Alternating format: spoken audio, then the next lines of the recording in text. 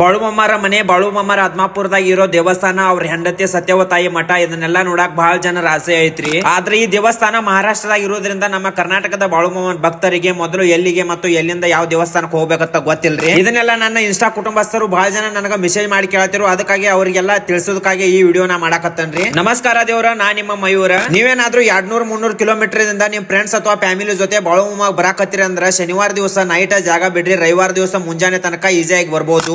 ರವಿವಾರ ಬಾಳುಮಮ್ಮನ ವಾರ ಇದ್ದಿದ್ರಿಂದ ಬಹಳ ಜನ ಭಕ್ತಾದಿಗಳು ಬರ್ತಾರ್ರಿ. ಅದಕ್ಕ ಬೇಗ ಬಂದ್ರ ಬೇಗ ದರ್ಶನ ಆಗ್ತತಿ. ಬೇಗ ದರ್ಶನ ಆದ್ರೆ ಬಾಳುಮಮ್ಮನ ಬೇರೆ ಪ್ಲೇಸ್ ಗಳಿಗೆ ಹೋಗಾಕ ಬರ್ತತಿ. ಈ ಆತ್ಮಾಪುರ ಮಹಾರಾಷ್ಟ್ರದಾಗ ಐತಿ ಅಂತ ಬಹಳ ಜನ ತಿಳಿಯದ. ಕೊಲ್ಲಾಪುರಕ್ಕೆ ಹೋಗಿ ಆತ್ಮಾಪುರಕ್ಕೆ ಬರತಾರಿ. ಅವ್ರಿಗೆ ತಿಳಿಸೋದೇನಂದ್ರ ನೀವೇನಾದ್ರೂ ಬೆಳಗಾವಿ ಅಥವಾ ಬಿಜಾಪುರ ಸೈಡ್ ದಿಂದ ಬರಾತ್ರಿ ಅಂದ್ರ ಮೊದಲ ನಮ್ ಕರ್ನಾಟಕದ ನಿಪಾಣಿಗೆ ಬರ್ಬೇಕ್ರಿ. ಆ ನಿಪಾಣಿಯಿಂದ ಆತ್ಮಾಪುರ ಕೇವಲ 26 ಕಿಲೋಮೀಟರ್ ಐತ್ರಿ. ಮತ್ತ ನಿಮಗ ಅಲ್ಲಿ ಹೋಗಾಕ ಬಸ್ ಅಥವಾ ಟ್ಯಾಕ್ಸಿನೂ ಇರ್ತಾವ. ಈ ಆತ್ಮಾಪುರ ದರ್ಶನ ಮುಗಿಸ್ಕೊಂಡ ನಿಪಾಣಿಗೆ ಹೊಳ್ಳಿ ಬರುವಾಗ ನಡುಕ ಮೆತ್ತಿಗೆ ಅನ್ನೋ ಊರ್ ಹತ್ತೈತ್ರಿ. ಆ ಮೆತ್ತಿಗೆದಾಗ ಬಾಳುಮಮ್ಮರ ಹೆಂಡತಿ ಸತ್ಯವತಾಯಿ ಮತ್ತು ಬಾಳುಮಮ್ಮರ ದೊಡ್ಡ ದೇವಸ್ಥಾನ ಐತ್ರಿ. ಮೆತ್ತಿಗೆದಿಂದ ನಿಪಾಣಿಗೆ ಬಂದ ಅಲ್ಲಿಂದ 10 ಕಿಲೋಮೀಟರ್ ದಾಗ ಬಾಳುಮಮ್ಮರ ಹುಟ್ಟೂರದ ಅಕ್ಕೋಳಕ್ ಹೋಗ್ರಿ. ಈ ಅಕ್ಕೋಳದಾಗ ಬಾಳುಮಮ್ಮರ ಮನೆ, ಬಾಳುಮಮ್ಮರ ದೊಡ್ಡ ದೇವಸ್ಥಾನ ಮತ್ತ ಬಾಳುಮಮ್ಮ ಚಾಕರಿ ಇದ್ದ ಮನೆ ಕೂಡ ಐತಿ. ಹಿಂಗ ಬೇರೆ ಬೇರೆ ಪ್ಲೇಸ್ ಬಗ್ಗೆ ನಿಮ್ಗೆ ಹೇಳ್ಕೊಡ್ತೇನ್ರಿ. ಅಷ್ಟೋ ತನಕ ನಾನು ಪೇಜ್ ಫಾಲೋ ಮಾಡ್ರಿ. ಎಲ್ಲಾ ಬಾಳುಮಮ್ಮನ ಭಕ್ತಾದಿಗಳಿಗೆ ಈ ವಿಡಿಯೋ ಶೇರ್ ಮಾಡ್ರಿ. ಫಾಲೋ ಮಾಡೋ ಮಾವ.